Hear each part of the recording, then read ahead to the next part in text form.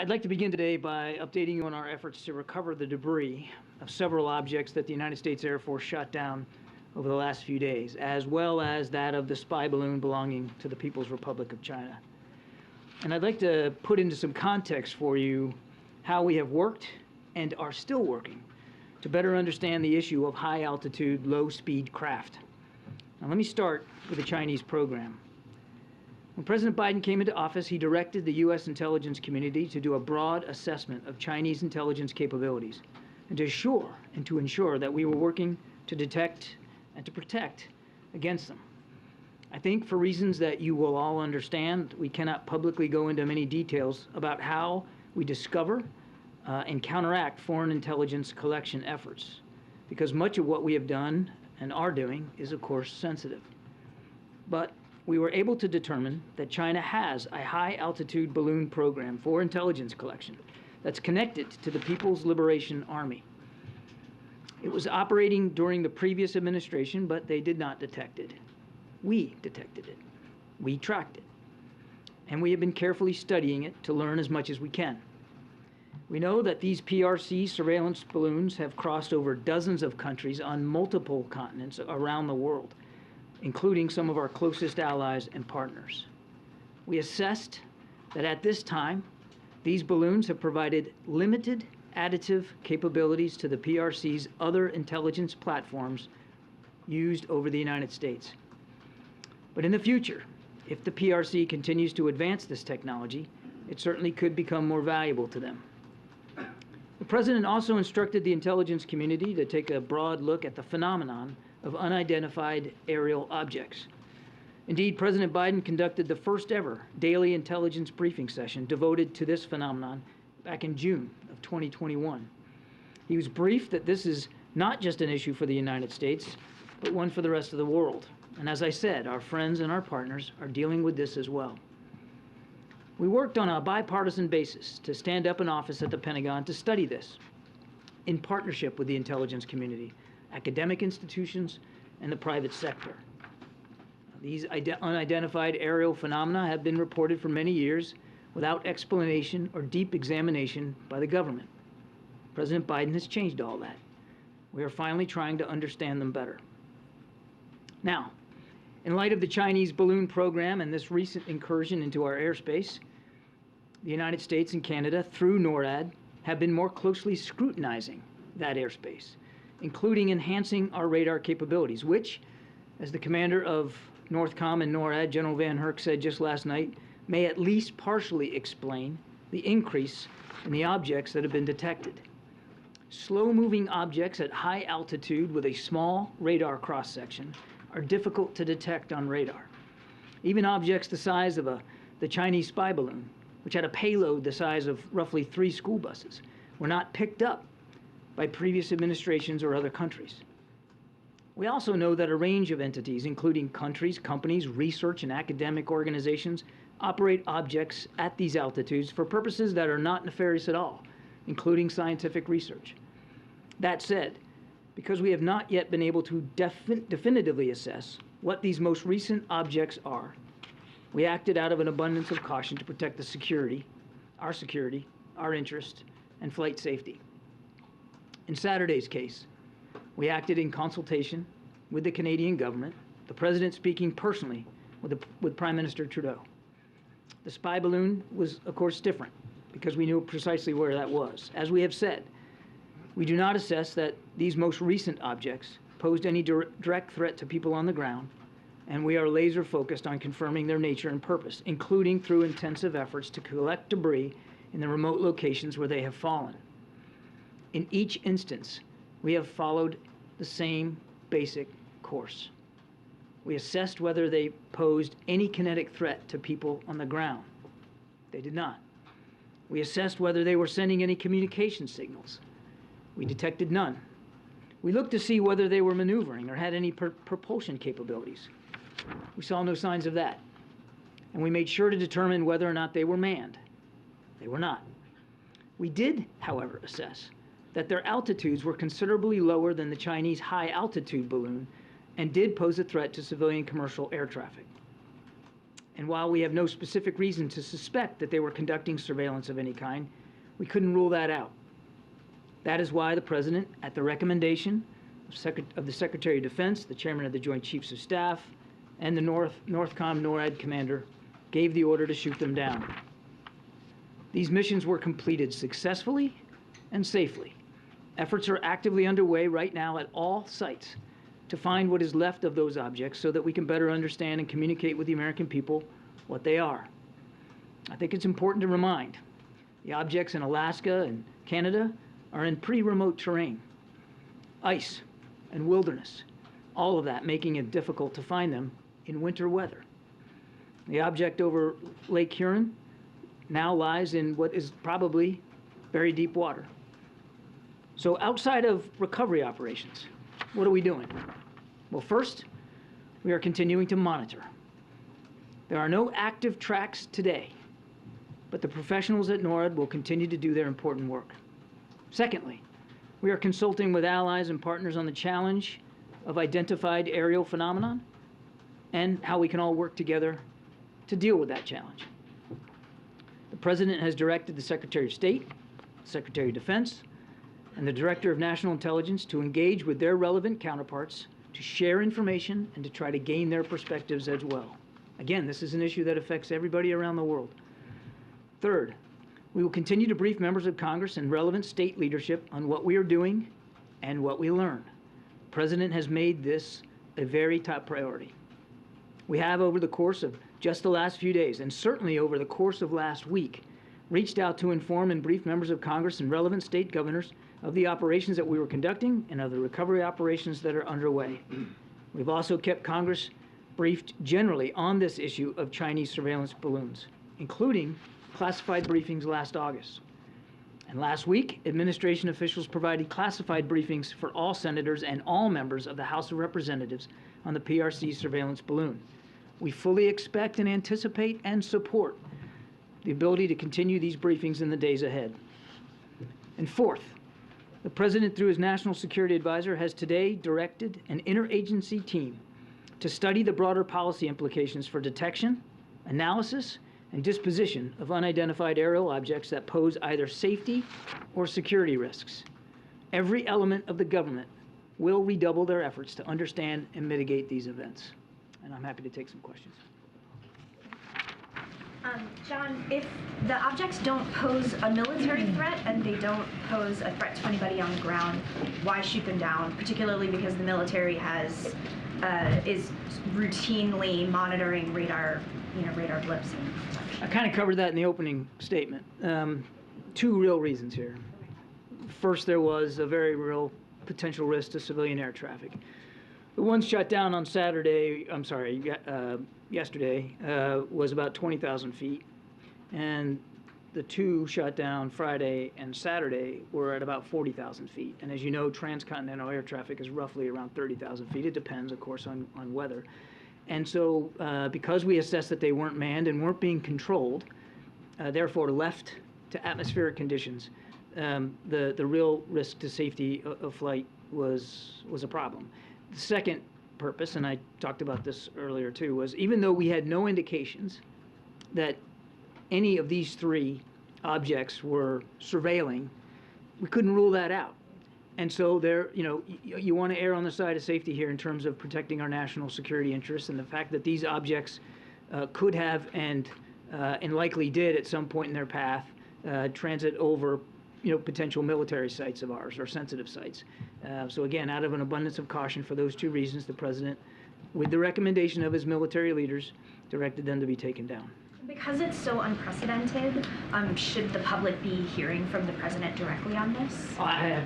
We have been, I think, as transparent as we can be. I won't speak for the President's personal speaking schedule, but I mean, he has been deeply engaged in every one of these decisions. He's been kept informed, including as of this morning, on what's going on with recovery efforts, and he's very much staying on top of the issue and directing his team to make sure we are properly consulting and briefing not just members of Congress but state leaders as well.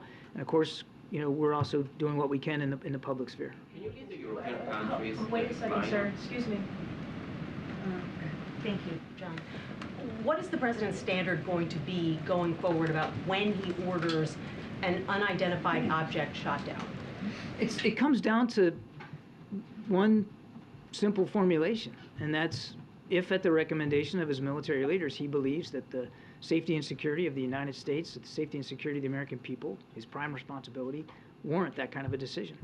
So it's possible we could see these shoot downs on a regular basis like we saw over the weekend? I don't think it's useful for me to get ahead of where we are right now. The president will always side on preserving and protecting the safety and security of the American people. You said we're not flying any surveillance balloons over China. Are we flying any other kind of surveillance craft routinely over China? We are not flying surveillance balloons over China. I'm not aware of any other craft that we're flying over into Chinese airspace. And then finally, can you tell us anything more about this octagonal object? How big was it? We're still trying to assess what that was. I'm not going to get into a description. I've seen the press reports about what it looked like. I think we all need to be humble here in terms of what our ability is to positively identify stuff from fighter aircraft that are going several hundred miles an hour past, essentially, in terms of relative motion, a stationary object that was not very big. So we don't know what this exactly looked like, and again, we're still not sure exactly what the purpose of it was or who owned it. But we hope to be able to find out more once we can recover the debris from that one and from the other two as well. Just a few minutes ago, Prime Minister Trudeau said that there's some sort of pattern to the objects over the last few days. Is that something you can elaborate on, what sort of pattern the White House has seen? I'm not familiar with the Prime Minister's comments, so I don't know if I should take a swing at that. I would just tell you that, going back to what I said before, these objects were not being maneuvered. They did not appear to have any self-propulsion. So the likely hypothesis is that they were being moved by the prevailing winds.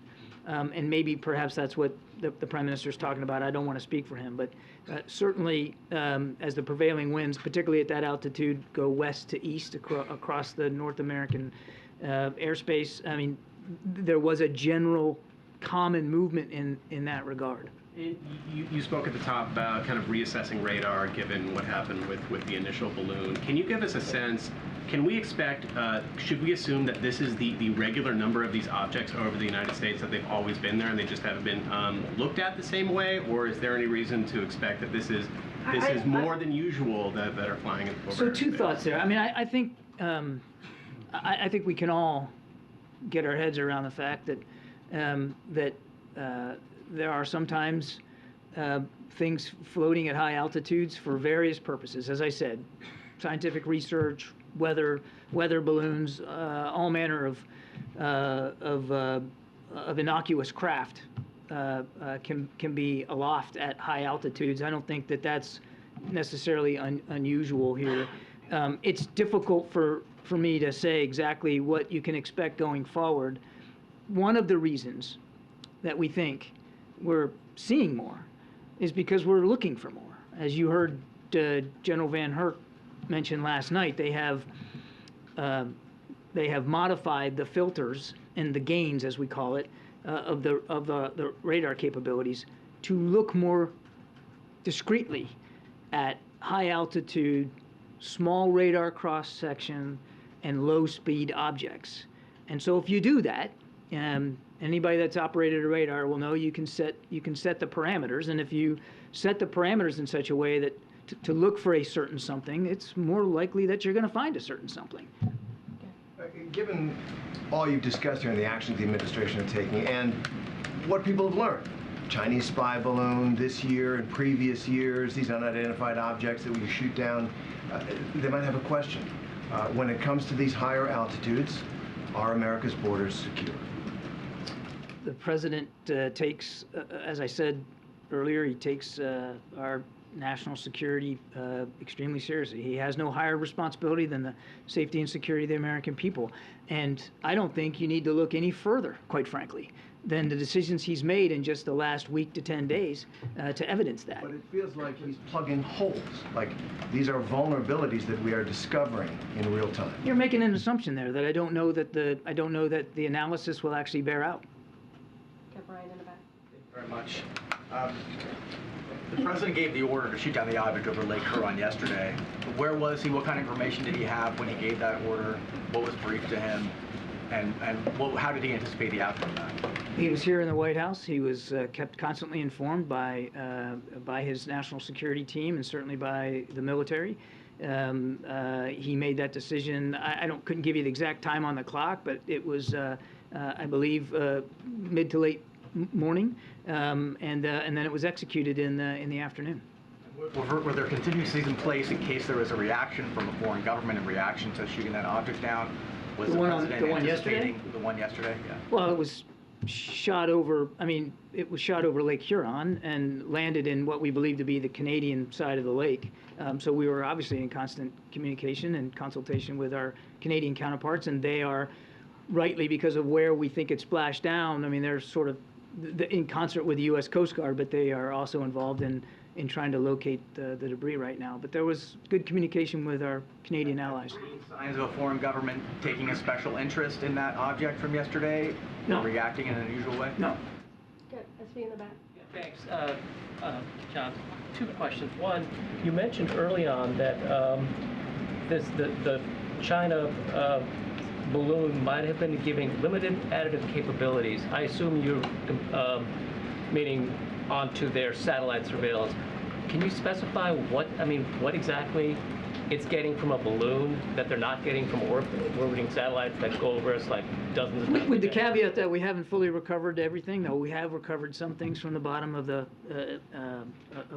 Atlantic, and we're analyzing that. But with that caveat that we don't know exactly what this balloon was surveilling or what its capabilities were. So just in general, and that is an important caveat that I'd like you to remember. When you are at a lower altitude than space, you could perhaps get a better fidelity of imagery, for instance, of things on the ground. When you are not moving at the speed of a satellite, and therefore, only getting seconds over a site, when you can maneuver left, right, slow down, speed up, like this thing could, then you can loiter. If you can loiter, you can soak in a little bit more. You can spend more time over a sensitive site. Some of their satellites are in geostationary orbit. I mean, they're just sitting there gathering signals intelligence, right? So what is the benefit? I mean, is it just to see what kind of fidelity? We're going to learn more. I'd rather not go into any more detail than that right now. We're going to learn more. And frankly, I think that's a terrific question you should be asking Beijing. And one last one.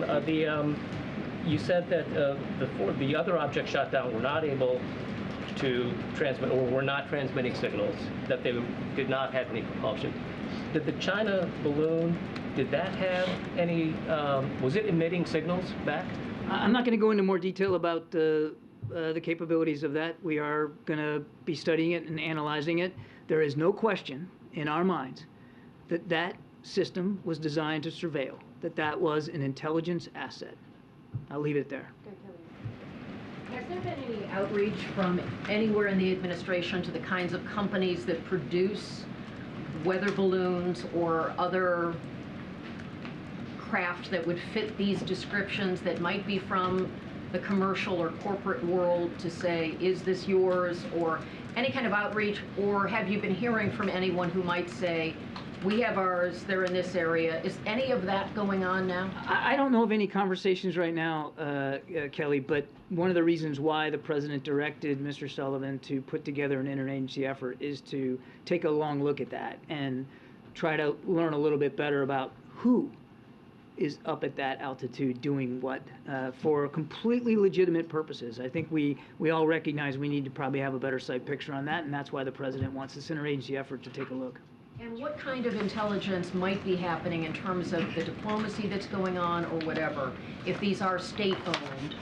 objects. I'm not sure I understand what you mean. Is there a network of conversations that might be happening where someone might be able to say, based on this octagonal description, that, hey, that sounds like the so-and-so? I mean, is there some conversations that are happening that might be able to give us some descriptions? I mean, the short answer to your question is yes, and I talked about that in my opening statement. The president also directed Secretary Blinken, Secretary Austin, Director Haynes, to have these kinds of conversations with our allies and partners around the world, to share with them what we're learning, but also to get their perspectives. The Chinese were quick to say it's ours, but it was for commercial purposes. Yeah, again, we're going to have those kinds of conversations with our allies and partners to see what kind of experiences that they have had, what we can learn from them, what perhaps they can learn from us. And are we still with object, or can we call them balloons? Still with object. And just to follow up on Kelly's question. And I won't mess that up today. On the corporate angle, is there any expectation that this is going to affect the executive order on surveilling the U.S. companies and what they're doing in China and their I know of no operations such there? change to that executive order. Okay, and then is there, and just, you said a moment ago that there's no knowledge of a U.S. balloon or other craft over Chinese territory, just being cognizant of the fact that China has a different definition of what their territory is than the United States. Is there any U.S. surveillance aircraft over Taiwan, over the South China Sea that would fit into that? There is no U.S. surveillance aircraft over in Chinese airspace. Okay, even Chinese claimed airspace. There is no U.S. surveillance aircraft in Chinese airspace. Okay, and then just finally, is there any new formal approach that's being developed as far as how you're going to deal with these things on a systematic basis going forward? Is there a Well, review? again, that's exactly what the president wants Mr. Sullivan to run, as a process, an interagency process, to help us, as I said in my opening statement, get around the policy implications here, and whether or not there needs to be any policy changes going forward. Thanks, John. There's no precedent for U.S. fighters taking down objects over U.S. territory, as far as I'm aware of. I guess my question is, you talked about the tweak in the radar systems. Yeah. Has there been a tweak in the threshold for the Pentagon presenting to the president signing off on military action related to anything over our airspace? I'm not sure I'm following what you In the mean. wake of the Chinese spy balloon, Yeah. the radars were tweaked, which is why you think you're seeing some of these things. Right. Has the decision about, or has the threshold for the use of fighters to take down objects also been tweaked? Has it been lowered? Has it been changed? We've never seen this before. All of a sudden, we've seen No, three actually, days. I'm sorry, I didn't understand it at first. No, I mean, and you heard General Van Herk talk about this last night. He's using established protocols to engage craft in the air, aircraft in the air, that can be legitimately brought down. And as he said last night, the best way to do that, certainly in a timely and efficient, effective way, was through fighter aircraft and through the Sidewinder air-to-air missiles. And they looked at, and he talked about this, they looked at other options to try to bring them down, to include gunfire, but that would have presented a greater risk to the pilots themselves. So this was the safest, most effective way to do that. Now, where we go from here, I think we just don't know right now in terms of whether there needs to be threshold changes, as you put out. I think it's important to just take a step back here, and remember what the president did was ordered these actions with the safety and security of the American people foremost in his mind, and there were very good reasons to do it. The military then, once given an order, determines how they're going to execute that order. General Van Herk decided that the best way to do this was with Sidewinder missiles and fighter aircraft. And just to quickly put a sharper point on it, this isn't reactive to the Chinese spy balloon in the sense of there was political pressure, and so we are going to act quickly to take down any objects over our airspace because of the pressure that came from, say, Republicans. These were decisions based purely and simply on what was in the best interest of the American people.